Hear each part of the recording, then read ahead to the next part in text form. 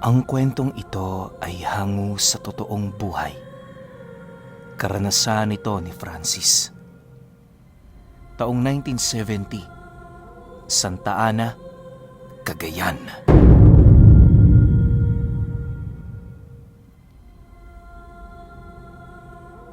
Itong mga panahong ito, kasalukuyang nakatira malapit sa may sapa ang pamilya ni Francis. Medyo malayo sila noon sa baryo sa kadahilan ng halos dulong parte na ng sapa nakatirik ang kanilang tahanan. Tatlo silang magkakapatid. Siya ang panganay. Sa pagkakatanda niya, nasa 15 taong gulang pa lamang siya noong mga taong ito. Ayon kay Francis, wala naman talagang nakakatakot sa lugar nila sa Santa Ana. Maaliwalas, mararamdaman mo ang kalikasan sa lugar na yon at higit sa lahat, wala kang kaaway sa lupa. Bukod kasi sa metro-metro ang layo ng mga bahay sa kanila, hindi rin sila gaanong nagkikita ng mga pamilyang naninirahan doon. Kumbaga, kanya-kanya, walang pakialamanan. Nag-ugat ang kakaibang istorya ni Francis noong nagbuntis ang kanyang nanay sa ika-4 nilang kapatid. Unang buwan pa lamang ng pagdadalang tao nito, unti-unti na nilang napapansin ang pagbabago ng kanilang paligid. Sa loob ng halos ilang taon na nilang paninirahan doon, yon ang pinakaunang pagkakataon na makasilay siya ng buwaya sa sapa. Ayon sa kanyang ama, mas mainam na wag na lamang nila itong pansinin nang sa gayoy makaiwas sila sa gulo. Magmula din noong nasilayan nila ito, minabuti nilang umiwas na muna pansamantala sa sapa tuwing sumasapit ang 3:00 ng hapon. Kapag umaga, ligtas naman dito. Sa katunayan, nagagawa pang makapangisda roon nila Francis para manguha ng kanilang maiuulam. Sa pagsapit ng 3 buwan ng pagdadalang tao ng kanyang ina, mas lalo pang humigpit sa kanila ang kanyang ama. Ayon dito, iwasan na muna nila ang sapang yon sa kadahilanang nakasilay ito roon ng isang lalaking hubot-hubad, umiinom ng tubig sa sapa at sa harapan nito, naroon ang 2 buwayang animoy nakikinig sa bawat sinasabi ng nilalang. Maliban sa mga pangyayaring yon, kitang-kita rin ng kanyang ama kung papaano yon abutan ng karne ng lalaki. Matapos naman itong marinig nila Francis, hindi naman nila yun gaanong pinansin, gawa ng sa isip-isip nila, tinatakot lamang sila ng kanilang padre de pamilya. Bilang bata, naging palaruan na nila noon ang sapa. Doon sila naliligo, nagsasaya at naglalaro ng mga bagay na naiisip nila. Pakiramdam nila noon, napakalungkot ng buhay nila kapag hindi sila nakakapagtampisaw sa sapa. Bagaman natatakot na noon ang 2 niyang kapatid, patuloy pa rin sila sa pagligo hanggang sa dumating ang puntong mismong si Francis ang nakasilay sa nilalang na minsang binanggit ng kanilang ama. Isang hapon, habang naglalakad siya sa gilid ng sapa para manguha ng mga prutas na gala, doon niya nasilayan ang lalaking abalang-abala sa paghuhubad ng saplot nito. Paglusong nito sa sapa, uminom yon ng tubig na nagmumula roon at kasabay nito ang dahan-dahan nitong pagsipol. Makalipas lamang ang ilang minuto, lumitaw sa harapan ng lalaki ang 2 buwaya. Nangingitim ang kabuuang balat nito at napakarami nitong mga lumot sa ulo. Matapos naman yung masipat ng lalaking yon, dali-dali naman itong bumalik sa tabi ng sapa para kunin ang bayong na kanyang iniwan doon. Paghila nito sa laman ng bayong, kitang-kita ni Francis ang dugoang putol na kamay ng tao. Dala ng kanyang pagkagulat sa bagay na kanyang nasilayan, dali-dali naman siyang tumakbo papalayo. Hindi na niya sinubukan pang ibaling ang kanyang paningin sa nilalang sa takot na baka masipat siya nito. Pagkarating niya sa kanilang bahay, agad naman siyang sinalubong ng kanyang ama, nakakauwi lang din sa kanila. "O Francis, anong problema?" Bungad na tanong ng kanyang ama. Nang marinig naman niya ang sinabi nito, napahikbi lang naman siya habang yumayakap sa kanilang padre de pamilya. Dahil sa kanyang ginawa, hindi naman maiwasan ng kanyang ama na mapaisip na baka merong nangyaring masama sa kanya.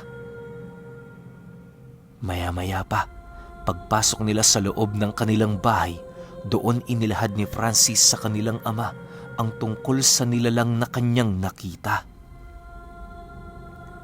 Habang kinukwento niya ang nilalang na kanyang nasilayan, patuloy naman sa panginginig ang kanyang buong katawan. Matapos naman itong maunawaan ang kabuuan ng kanyang kwento, doon inilahad ng kanyang ama na isang aswang ang kanyang nakita. Ayon pa rito, matagal na itong pagala-gala sa kanilang lugar magmula noong naamoy nito ang tiyanang buntis nilang ina. Ilang beses na din yung itinaboy ng kanyang ama, subalit masyadong desperado ang nilalang na yon. Dagdag pa nito na, kahit nakakapangilabot ang nilalang na kanyang nasilayan, wala siyang dapat ikatakot sa kadahilanang alam ng kanilang ama ang mga pamamaraan kung papaano ito maitaboy at mapatay. Para hindi sila nito mabiktima, muli nitong ipinaalala na hanggat maaari, iwasan na nila ang sapa. Nang marinig naman ni Francis ang mga habili ng kanyang ama, hindi na niya sinubukan pang yon ay suwayin. Para sa kanya, sapat na ang mga bagay na kanyang nakita para maniwala.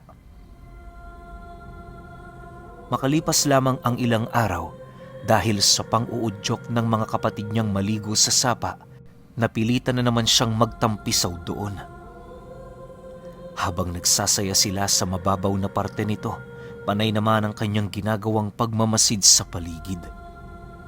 Hindi naglaon dahil sa pagsasaya nilang magkakapatid, tuluyan na ngang nakalimutan ni Francis ang nilalang na minsan niyang nasilayan sa tabi ng sapa. Habang nagkakasiyahan silang magkakapatid, hindi nila napansin ang isang dambuhalang buwaya na papalapit na pala sa kanila. Maya-maya pa, laking gulat na lamang niya nang bigla nitong hatakin ang kanyang kapatid na sumunod sa kanya. Paglubog nito sa sapa, hindi na yun nakalutang pa. Pilit pa nila itong hinanap pero wala na talaga silang makitang bakas na maaaring kinaroroonan nito. Dahil sa takot na din nilang lumusong sa tubig, kaya na may ang tanging nagawa na lamang nila ay sumigaw habang patuloy na humihingi ng tulong. Dahil sa ingay na kanilang ginawa, kaya naman ang iilan sa mga kababaryo nilang napadaan sa lugar ay nagawa na ring makuha ang kanilang atensyon. Tumulong naman ang mga ito pero maging ito man wala na talagang nakitang bakas ng kanilang kapatid. Sinuyod na din nila pati ang malayong parte ng sapa pero bigo silang makita ang buwaya. Labis-labis naman yung ipinagtataka ng kanilang mga kababaryo sa kadahilanang alam nitong hindi lumalayo ang mga ganoong uri ng hayop tuwing meron itong daladalang pagkain. Kinahapunan, pagdating ng kanilang padre de pamilya, halos gumuho naman ang kaisipan nito matapos malaman ang nangyari sa kanyang kapatid. Nang akmang papaluin na sila nitong dalawa, pilit namang nagpigil ang kanyang ama, gawa ng alam nitong hindi naman nila kasalanan ang tungkol sa bagay na yon. Mga bata pa sila, maaaring hindi pa nila alam ang kanilang ginagawa. Matapos yung maunawaan ng kanilang ama, napaiyak lang naman ito sa kadahilanang pilit nitong sinisisi ang kanyang sarili sa mga nangyari. Sa pagsapit ng gabi, nanatiling nasa labas ang kanilang ama, naghihintay ng senyas sa katawan ng kapatid nila. Bilang panganay, minabuti niyang tumungo sa kinaroroonan nito para makipag-usap. "Tay, ayos lang ho ba kayo?" Bungad niyang tanong. "Ayos lang naman anak. Sadyang nag-aalala lang ako sa kapatid mo." Nasaan na kaya siya ngayon? Kumain na kaya siya? Maayos ba ang pinagpapahingahan niya? Nanlulumong sagot naman ito sa kanya. Matapos naman niyang marinig ang sinabi nito, hindi na siya nakaimik sa kadahilanang muli na namang nanumbalik sa kanyang wisyo ang mga sandaling nasipat niya ang kanyang kapatid na lumulubog sa tubig. Bagaman iniiwasan na itong maalala ni Francis, tila bang nagsilbi yung bangungot sa kanya. Gawa ng kahit saan man siya tumungo, nasisipat niya ang pagmumukha ng kapatid niyang humihingi ng tulong. Sa loob ng 1 linggo, binalot siya ng kakaibang karamdaman na siya namang nagbigay dagok sa kanyang pamilya. Dahil dito, napilitan na ang kanilang padre de pamilya na humingi ng tulong sa albularyo. Habang nanghihina na siya noon, panay naman ang paghanap ng lunas ng manggagamot na hiningaan nila ng tulong. Ayon dito, ang sakit niyang naranasan noon ay parte ng kanyang takot sa pagkawala ng kanyang kapatid. Maaaring sinisisi noon ni Francis ang kanyang sarili kung kaya't nagpakawala ng lason ang kanyang sistema upang sirain siya. Ang isa pa sa pinaghihinalaan noon ng albularyo na maaaring kaparte ito ng salamangka ng aswang na gumagambala sa kanila. Para gumaling siya ng tuluyan, nagpasya ang manggagamot na sugpuin ng aswang. Nararamdaman itong umaaligid lang ang nilalang na yon sa kanilang tahanan, kaya na may hindi malabong masilayan nila ito sa mga susunod pang gabi. Pagtungtong ng gabi ng Biyernes, habang nagpapahinga ang kanyang ama at ang albularyo sa labas, bigla naman yung napapasok sa loob ng bahay nila na para bang meron yung nakitang kakaiba. Pagsarado nito ng pinto, agad namang kinuha ng kanyang ama ang talibong nila habang nananatiling tahimik. Paulit-ulit din ang ginagawang pagsilip nito sa siwang ng kanilang bahay na para bang meron yung pinagmamanmanan sa labas. Dala ng kuryosidad noon ni Francis, kahit nanghihina pa ang kanyang katawan, nagpumilit naman siyang lumapit sa dalawa upang magawang malaman ang mga nangyayari. Nang mapansin naman siya ng kanyang ama, agad naman siya nitong ginabayan pabalik sa higaan niya. "Tay, ano ho bang nangyayari?" tanong niya sa kanyang ama. "Wala, Francis. Dito ka lang. Bantayan mo ang kapatid mo," sagot naman ito. Matapos nitong makapagsalita, agad naman siya nitong iniwan. Habang nakikiramdam siya sa paligid, doon niya napansin ang pagbula ng langis na naroon sa kanilang altar. Unti-unti na ring nagsisibagsakan ang mga maliliit na santo na inilagay nila roon na para bang may kung anong puwersa ang nagpapatumba sa mga ito. Ang labis pa noong ikinagulat niya ay ang unti-unting pagkasunog ng Bibliyang katabi ng mga santo. Labis siya noong nagtataka sa kadahilanang wala namang malapit na kandila sa Bibliyang yon. Hindi ito maaaring lumiyab kung walang apoy na lumapat.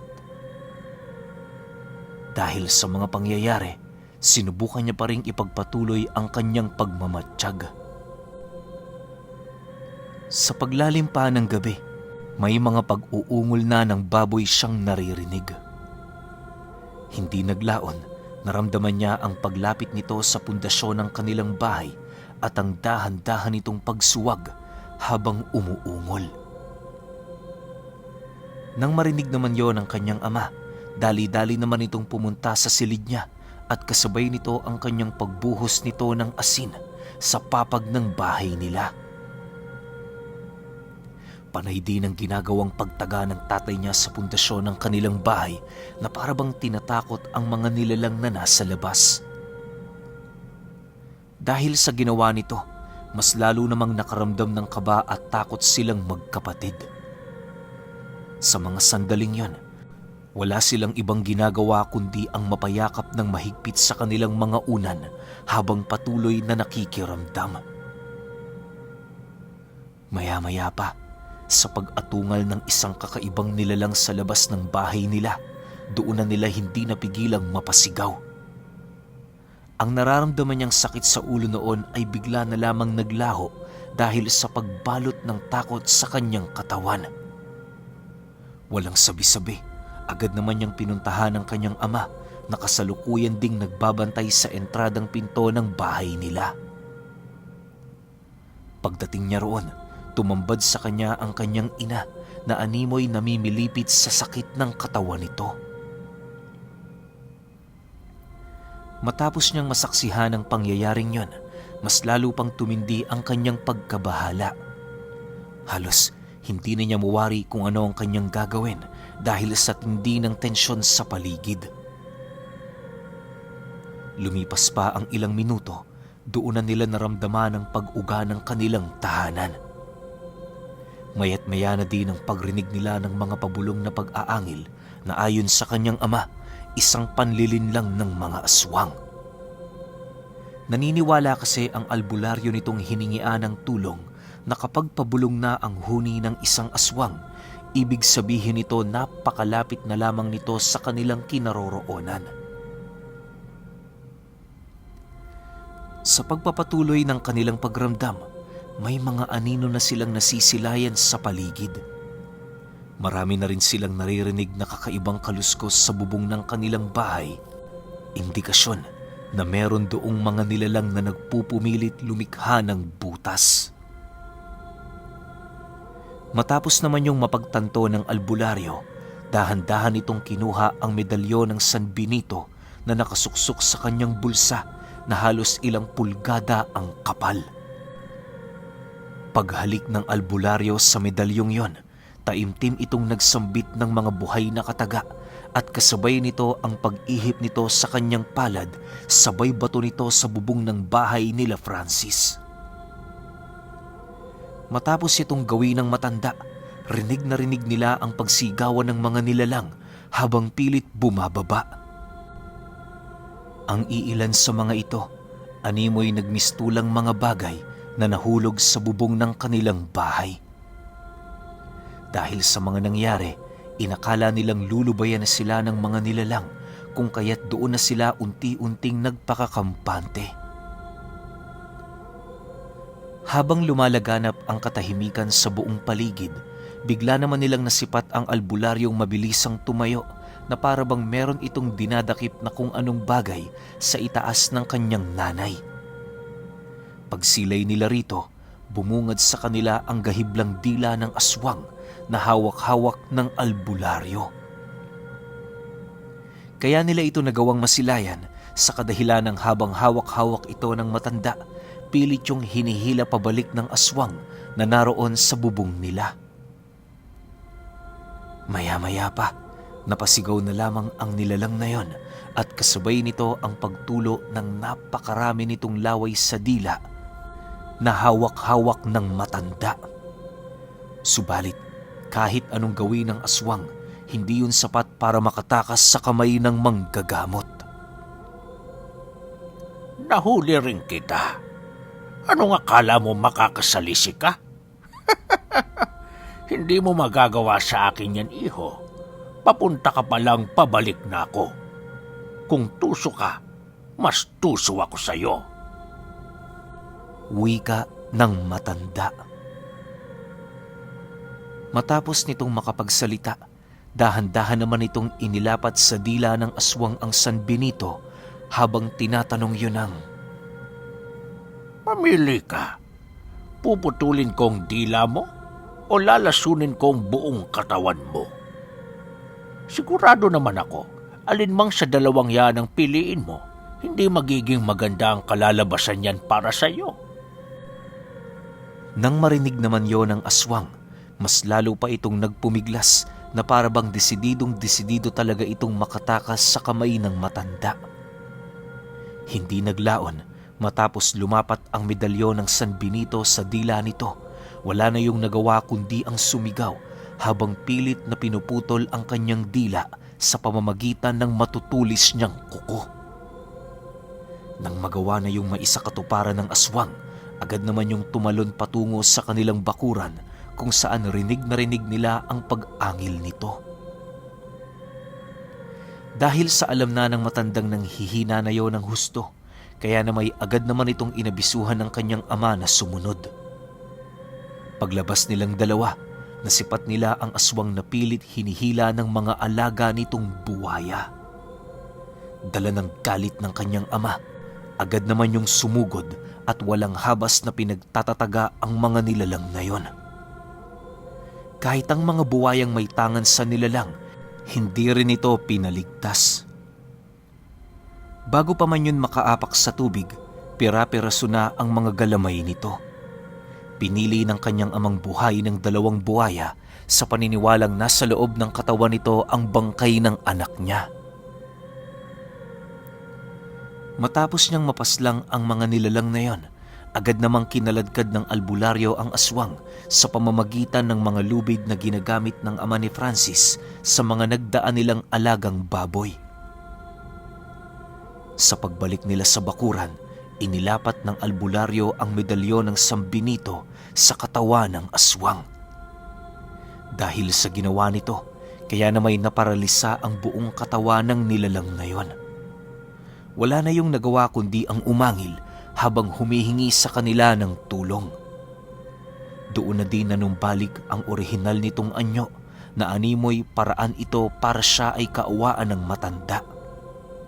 Subalit pagsilay ng albularyo sa katauhan ng aswang, napangisi lang naman yon habang nagwiwika ng, Kanina ang tapang-tapang mo.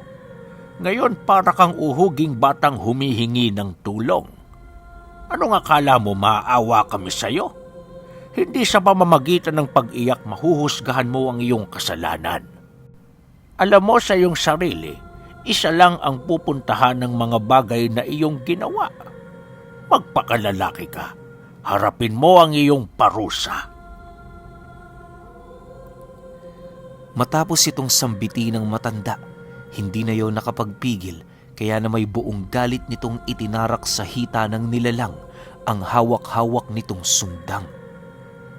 Pagbao naman ng patalim na yon sa kalamnan nito, halos sambitin na lang ng nilalang na yon ang lahat ng pinagsisilbihan nitong demonyo. Dahil sa ginawa ng albularyo, doon ito napagtanto, hindi na niya kaya pang bilugin ang kaisipan ng dalawa.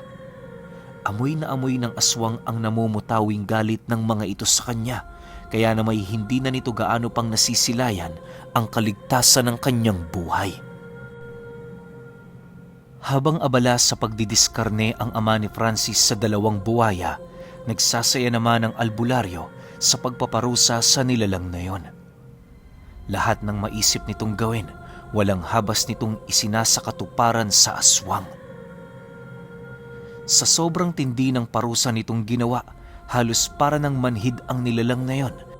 Gawa ng segundo, nararamdaman nito ang pagtarak ng talim ng sundang sa kanyang kalamnan. Hindi naglaon nang magdesisyon ng albularyo na pirapirasuhin ang mga galamay nito. Buong puwersa naman niya yung kinaladkad patungo sa nakausling ugat ng isang puno. Sa pag-upo ng matandang yun sa harapan ng nilalang, para lang itong tumatadtad ng ordinaryong karne. Sa bawat pagkaputol ng daliri ng aswang, napapasigaw lang naman ito habang patuloy yung nagmumura. Nang marindi na ang matanda sa masasamang salitang lumalabas sa bunganga nito, agad naman itong hinatak ang dila at walang pagdadalawang isip na yon ay pinutol. Tunay ngang isa kang demonyo. Kung ano ang nilalaman ng puso mo, siya ang nilalabas ng iyong bunganga. Sigaw ng matanda sa nilalang na yon. Lumipas pa ang ilang minuto dahil sa dami ng dugo na nawala sa aswang, tuluyan na nga yung binawian ng buhay. Sa pagbalik ng katahimikan sa paligid, nadatna ng albularyo ang ama ni Francis na umiiyak sa harapan ng buhaya. Paglapit niya sa kinaroroonan nito, bumungad sa kanya ang punit-punit na damit ng isang bata. Agad namang pumasok sa matanda na yon ang nawawalang anak nito, kaya na may minabuti niya roong lumapit para yon ay damayan. Ayon sa matanda, lahat ng nangyayari sa mundo ay kagustuhan ng Panginoon. Iwasan nating isisi sa ating mga sarili ang mga masasalimuot na bagay na nangyayari, gawa ng paniguradong meron itong leksyon na magagawa nating matutunan sa oras na yon ay ating malagpasan. Ang kinakailangan lamang nating gawin ay huwag mapanghinaan at patuloy na magpakatatag. Nang marinig naman ng kanyang ama ang sinabi nito, kahit papaano gumaan ang nararamdaman nitong kalungkutan. Sa paglipas pa ng mga araw, kahit punong-puno na ng pagdadalamhati ang kanilang pamilya, pinilit nilang ipagpatuloy ang kanilang buhay. Sa awa at tulong naman ng Diyos, nagawang makapanganak ng kanyang asawa nang hindi na gaanong dumadaan sa hirap.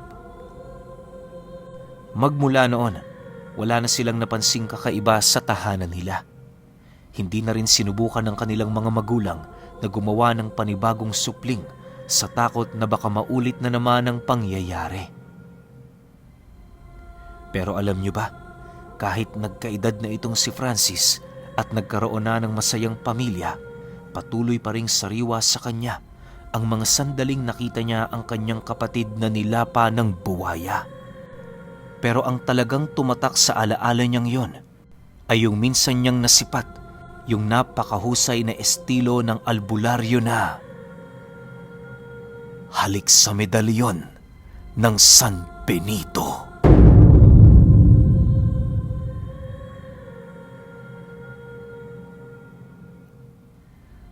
Okay, opinion ko sa kwento. Yung pinakaaral lang, napakadali lang no? Yung makinig ka lang sa matatanda. Alam ko maraming beses ko na nabanggit yan sa channel ko eh.